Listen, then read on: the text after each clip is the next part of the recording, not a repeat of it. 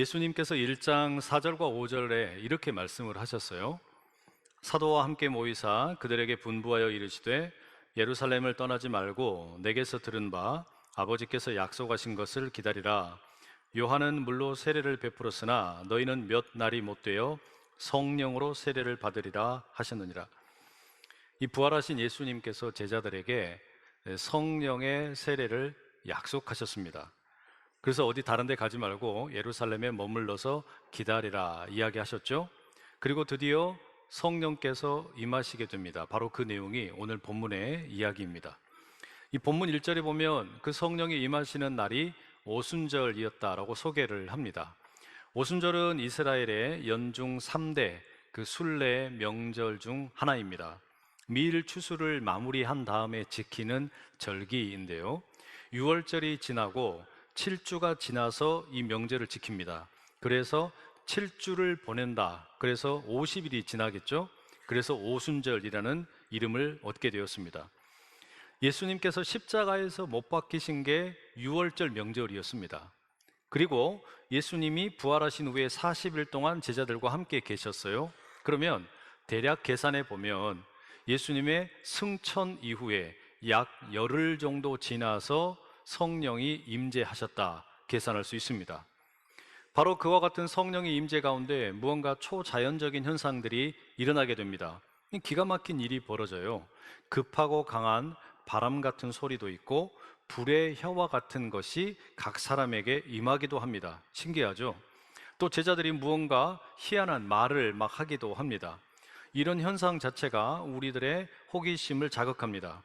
하지만 이런 현상 자체에 너무 몰두하지 않았으면 좋겠어요. 오히려 사도행전의 저자가 이와 같은 사건들을 통해서 말하고자 하는 게 뭔지, 그 전하고자 하는 메시지가 무엇인지 여기에 우리가 조금 더 집중하면 좋겠습니다. 크게 두 가지로 나누어서 말씀드리려고 그래요. 첫째는 예수님께서 약속하신 이 성령의 임재, 이게 도대체 무슨 사건이냐, 거기에 대해서 좀 말씀을 드리겠고, 두 번째는 제자들이 성령의 임재를 경험한 후에 어떤 행동을 하느냐, 그들의 행동이 우리에게는 무슨 의미가 있느냐, 이걸 좀 나누어서 말씀드리겠습니다. 먼저 성령의 임재는 무슨 사건인가? 1절의 말씀 같이 한번 읽어보실게요. 시작. 오순절 날이 이미 이르매 그들이 다 같이 한 곳에 모였더니, 이 개역개정 성경은 1절을 오순절 날이 이미 이르매 이렇게 번역을 하고 있어요. 그런데 새한글 성경은 1절 말씀을 때가 차서 이렇게 시작을 합니다. 때가 찼다, 시간이 가득 찼다, 무언가 사건이 임박할 만큼 시간이 충만해졌다, 그런 뜻입니다. 이를테면 산모가 이 태아를 뱃속에서 40주 동안 이제 키우게 되죠. 그리고 그 시간이 다 차게 되면, 시간이 다 채워지게 되면 어떻습니까? 출산을 하게 되는 거예요. 마찬가지예요. 지금 오순절 날이 이미 이르렀다, 때가 찼다, 그 이야기는 성령의 임재라는 것이 무언가를 출산하는 그런 이야기라고 하는 겁니다. 그게 뭘까요? 이 교회예요. 우리가 흔히 오순절을 가리켜 교회의 생일이라고 부릅니다. 성령께서 다락방에 모인 제자들 가운데 임하시고 그로 인해 비로소 교회가 세상 가운데 모습을 드러내게 됩니다. 그러니까 때가 찼다라는 것은 교회의 출산이 임박했다, 교회가 이 땅에 태어나는 사건이 이제 곧 일어난다, 이런 의미가 되겠습니다. 이와 같은 시간의 충만함, 때의 충만함과 함께 또 다른 충만함이 본문에 소개되고 있어요. 2절의 말씀 함께 읽습니다. 시작. 호련히 하늘로부터 급하고 강한 바람 같은 소리가 있어 그들이 앉은 온 집에 가득하며. 두 번째 충만함이 뭐냐면 소리의 충만함이에요. 제자들이 모여있는 그 다락방 공간에 하늘로부터 거센 바람 같은 소리가 가득하게 됩니다. 이 바람 같은 소리, 근데 이것이 하늘로부터 임한다. 여러분, 이것은 우리로 하여금 창세기 1장에 나오는 어둡던 수면 위에 운행하는 창조의 바람을 연상케 합니다. 하나님의 바람 소리가 천지를 창조하는 현장에 함께했던 것처럼 이제 지금 교회가 태어나는 자리에 하늘로부터 임하는 급하고 강한 바람 소리가 가득하게 되는 겁니다. 산부인과 분만실을 떠올려 보면 이게 이해가 돼요. 자, 누가 산부인과 분만실에 가느냐? 시간이 채워진 사람, 시간이 채워진 임산부가 분만실에 들어가게 되죠. 시간이 채워지고 충만하게 된 사람이 그 분만실에 들어가는데, 그러면 또 다른 충만함이 일어나요. 그 분만실에는 이 임산부들의 소리가 채워져요. 비명소리가 있단 말이에요. 그죠? 비명소리가 나 죽는다, 나 죽는다, 이런 소리가 막 들려와요. 이거는 남자들은 도무지 알 수가 없어요. 그리고 출산을 경험한 여성들만 알 수 있는 소리예요. 이 고통스러운 소리이잖아요. 그런데 이 고통스러운 소리가 그 분만실 공간을 가득 채우는 가운데 이게 무슨 일이 벌어지냐? 새로운 생명이 태어나는 거예요.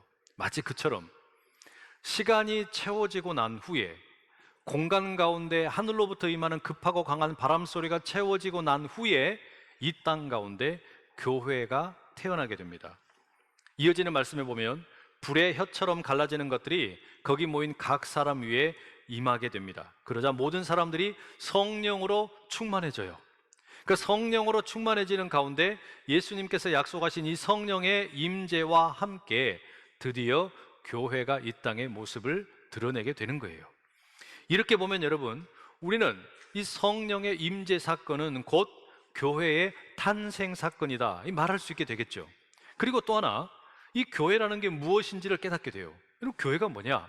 교회는 충만함 가운데 태어난 생명이에요. 시간의 충만함과 공간을 채우는 소리의 충만함, 그리고 성령의 충만함 가운데 교회가 모습을 드러내는 겁니다. 교회가 시간의 충만함 가운데서 모습을 드러낸다. 그 시간과 관련된 이 이미지는 달리 말하면 세상이 교회를 필요로 하는 때가 이르렀다는 이야기입니다. 세상이 교회를 간절하게 필요로 하는 때, 그게 바로 지금 이 성령의 임재의 순간인 겁니다. 왜 그런가 하면, 왜 세상이 교회를 필요로 하는 때가 이르렀나? 그 이유는 이 교회에 세상의 소리가 아니라 하늘로부터 임하는 급하고 강한 바람의 소리, 다시 말하면 하나님의 창조의 소리, 다시 말하면 생명을 살리는 소리가 이곳에 가득하기 때문이에요. 다른 곳에서는 들을 수 없는, 세상에서는 들을 수 없는 하나님의 창조의 소리, 생명을 창조하고 살리는 소리가 이곳에 가득하기 때문에 세상이 교회를 기다립니다. 그래서 교회가 불의 혀와 같은 성령의 충만함을 경험을 해요. 뜨거움이 있다는 이야기예요. 죽어 있는 게 아니에요. 살아 있는 겁니다. 살아서 움직이며 활활 타오르는 그런 불과 같은 힘이 있어요. 능력이 있어요. 이게 여러분 교회라는 겁니다. 교회는 하나님의 시간과 하나님의 소리와 하나님의 영으로 충만해진 사람들이 모인 공동체입니다. 이 교회에 은혜가 넘치기를 축복합니다. 여러분, 이처럼 교회는 무언가가 충만케 되는 자리예요. 하나님의 시간으로 충만해지고 하나님의 소리로 충만해지고 하나님의 영이신 성령으로 충만해지는 자리가 교회인데, 우리 자신을 한번 가만히 비춰보면 좋겠어요. 우리 모두의 삶은 무언가로 채워지기를 원하는, 무언가로 충만해지기를 원하는 그런 어떤 목마름, 갈망, 이런 것이 있습니다.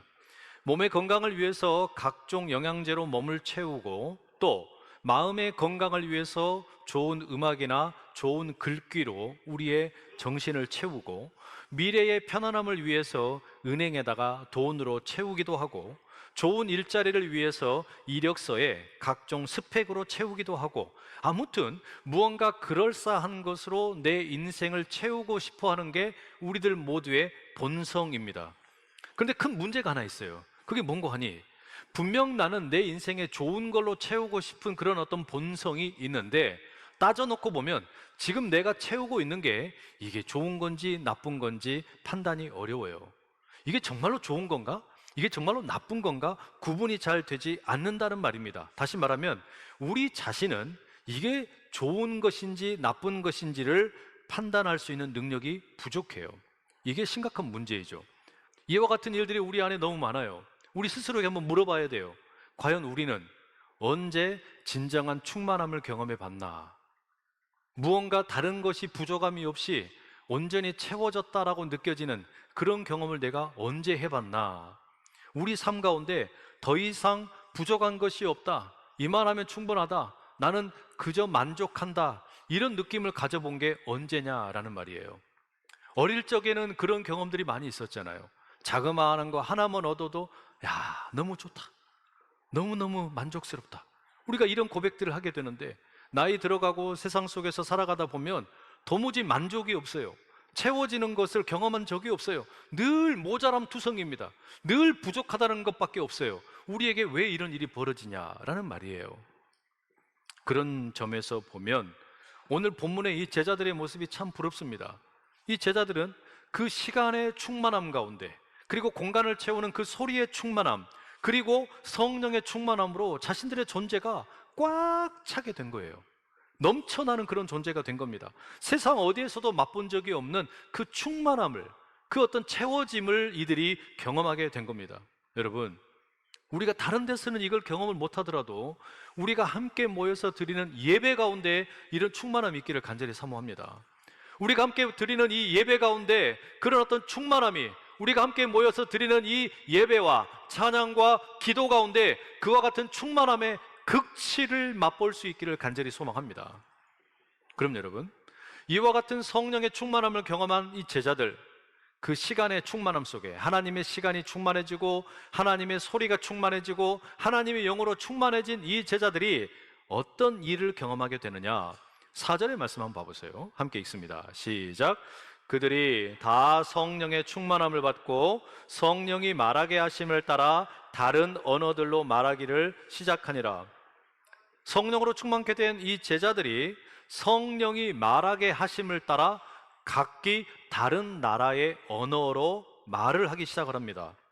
고린도전서 12장과 14장에 나오는 방언과 같은 일이 벌어지는 거예요. 방언이 성령의 은사 중 하나이니까 그런 유사점이 있는 것 같습니다. 하지만 오늘 본문에 성령을 따라서 말하게 되는 이 역사는 엄밀하게 따지면 고린도 교회의 방언과는 성격이 다릅니다. 고린도 교회의 방언은 사람들이 알아듣지 못하는 천상의 언어였어요.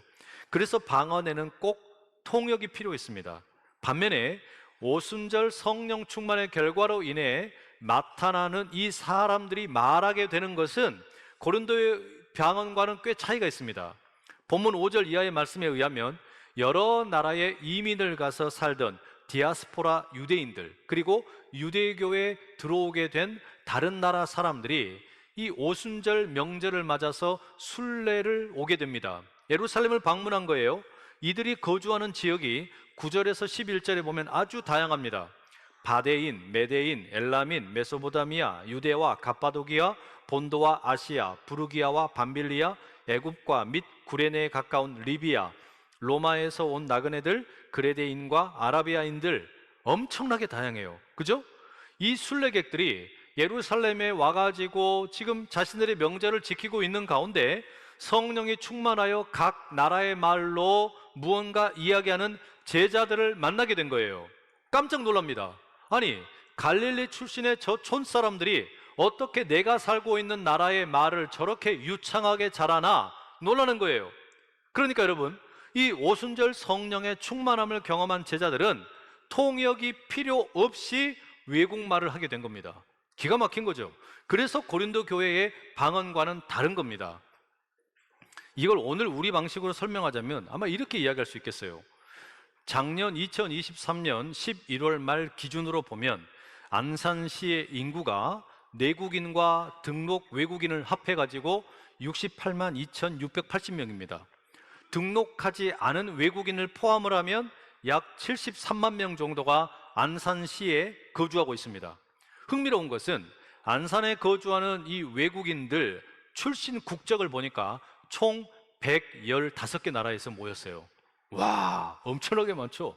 그러니까 여러분, 우리 안산이 글로벌한 도시입니다. 전 세계에서 다 모여 있어요. 자, 이런 상상을 해보세요.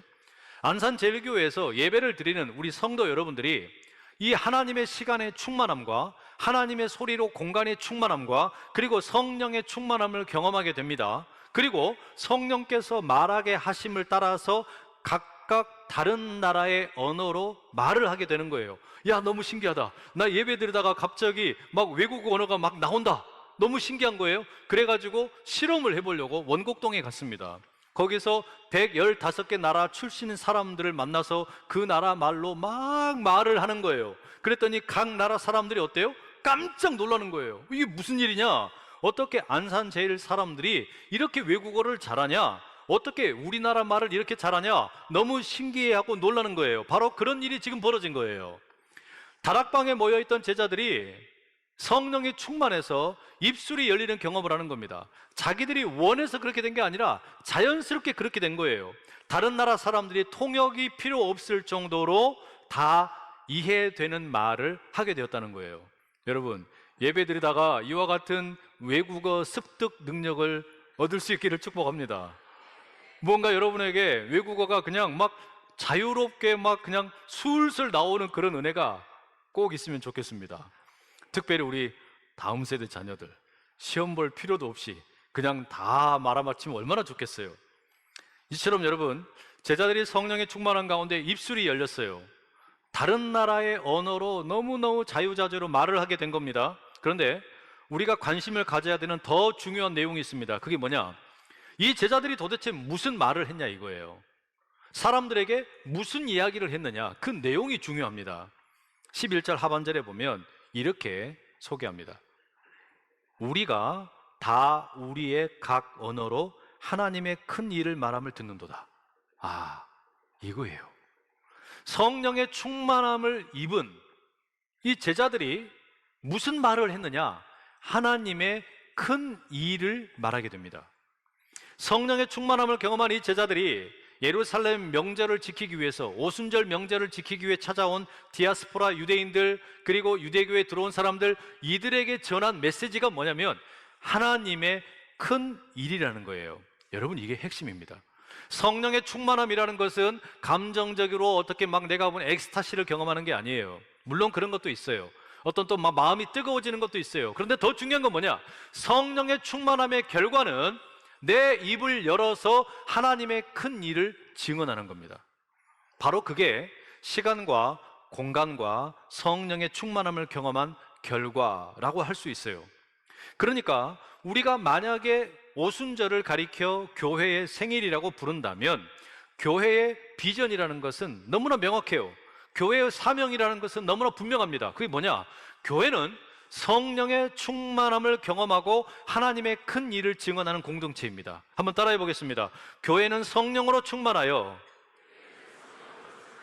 하나님의 큰 일을 증언하는 공동체입니다. 그게 교회예요. 베드로의 경우를 보세요.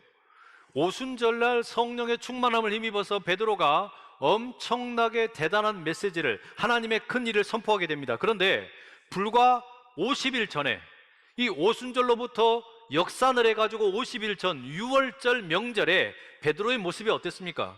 예수님께서 대제사장의 집으로 끌려가실 때 한 하녀가 베드로를 추궁합니다. 베드로, 당신도 예수의 일당 맞지? 당신도 예수의 제자가 맞지? 이렇게 추궁을 합니다. 그랬더니 베드로가 뭐라 그래요? 머뭇거리면서 이 여자가 뭐라 그래?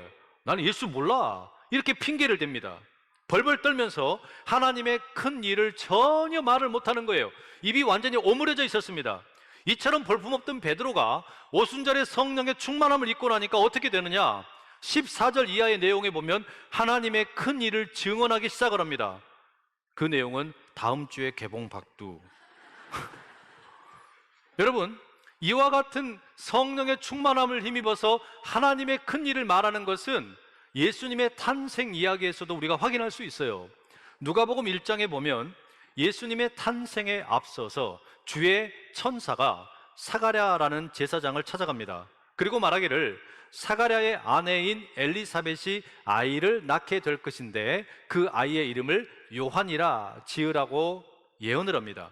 세례 요한에 대한 예언이었어요. 헌데 사가랴가 이걸 믿지를 못해요. 자기 아내 엘리사벳이 불임입니다. 아이를 낳을 수 없는 몸이에요. 그리고 나이도 너무 많은 할머니입니다. 그러니 사가랴가 그걸 믿지를 못했죠. 이로 인해서 사가랴는 세례 요한이 태어날 때까지 입술이 오므려집니다. 말을 못하게 되는 거예요.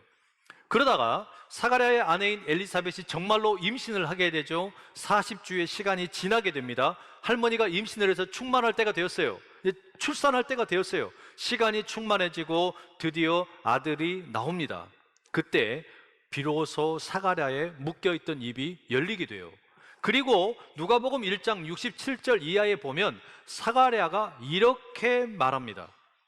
그 부친 사가랴가 성령의 충만함을 받아 예언하여 이르되 찬송하리로다. 주 이스라엘의 하나님이여 그 백성을 돌보사 속량하시며 우리를 위하여 구원의 뿔을 그 종 다윗의 집에 일으키셨으니. 이게 무슨 이야기예요? 사가랴가 성령의 충만함을 입으니까 무슨 말을 했냐? 하나님의 큰 일을 이야기하기 시작을 한 거예요.